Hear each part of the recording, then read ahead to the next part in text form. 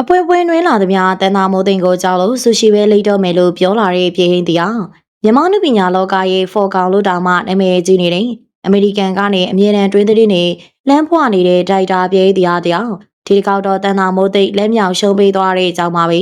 ဟုတ်ပါရင်အပွဲပွဲနှွေးလာသည်များလူကောင်မှာဂီမဆိုင်ခဲ့တဲ့ပြည်ဟင်းတရားတရားတန်တာမိုးသိန်ကိုတော့ကြောက်သွားပြီးတော့နယူးယောက်မှာဆူရှီပဲအေးဆေးလိတ်တော့မယ်လို့တောင်တရားဝင်ပြောလာရတဲ့အထိဖြစ်သွားပါတယ်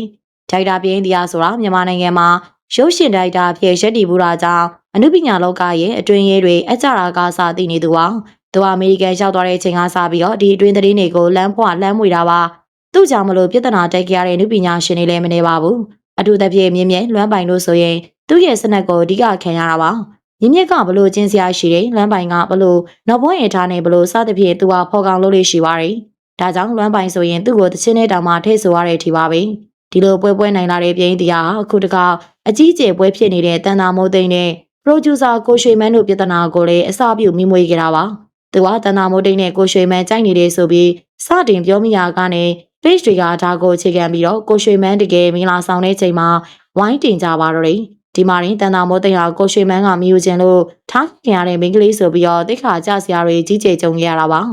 ဒီကိစ္စကိုတန်တာမိုးသိန်းကဝင်ရှင်းရန်ဒီကြတဲ့ထွတ်ထွတ်အိမ်ဆန်မဲပါလာပြီးတော့ဇလန်းကပို့ရှုပ်သွားခဲ့ပါတယ်ဇလန်းကဒီမှာနေမပြီးသေးပါဘူးပြင်းတရားကဒီမီကိုထပ်မွေးပါတယ်သူကလမ်းပိုင်တဲ့တန်တာမိုးသိန်းသတင်းထွက်ဖို့ကြောင့်ဒါကြောင့်တန်တာမိုးသိန်းချစ်သူကိုရွှေမန်းပြင်းဟင်းတရားစီကိုဖုံးဆက်ရအောင်ဆိုပြီးတော့ဇလန်းအစ်စ်တွေထင်လာပြန်ပါတယ်ဒီစကားကိုကြားတဲ့ကတန်တာမိုးသိန်းကလုံးဝပောက်ကွဲပါတော့တယ်သူမပြင်းဟင်းတရားကိုယောက်ျားမဟုတ်ဘူးလားဂုံတိတ်ကမရှိဘူးလားလို့တိုက်ရိုက်မေးပြီးသူမကိုဘာလို့လူတွေထင်လွဲအောင်လုပ်လဲလို့မိကွန်းထုတ်ခဲ့ပါတယ်တန်တာမိုးသိန်းကပြင်းဟင်းတရားမြန်မာပြည်မှာရှိစဉ်ကသူမဘက်ကအဆင်ပြေအောင်ကူညီခဲ့ရရရှိကြောင်းအခုဒီကိစ္စအတွက်ပြည်င်းတရားနဲ့တရားဝင်စင်းရင်းရှင်းမယ်လို့စိန်ခေါ်လိုက်တာပါတစ်ဖက်ကလွမ်းပိုင်ကကိုရွှေမန်းကသူ့ကိုဖုံးဆက်မိတယ်ဆိုတာလုံးဝမဟုတ်မှန်ကြောင်းသူဟာထုတ်လို့သူကိုရွှေမန်းဘူဆန်းတို့နဲ့မကျေနပ်တာရှိရင်အချိန်မရေဖုံးဆက်စင်းရင်းရှင်းတယ်လို့သူတို့ကလည်းသူ့ကိုဖုံးဆက်ရှင်းတဲ့ကြောင်းပြည်င်းတရားလိုအပြင်လူကိုဖုံးဆက်ပြီးတော့တိုက်တယ်စရာအကြောင်းလုံးဝမရှိကြောင်းပြောပြီးတော့ပြည်င်းတရားပြောရတယ်အမှန်မဟုတ်တာကိုသက်သေထောက်ထားနေပြမယ်လို့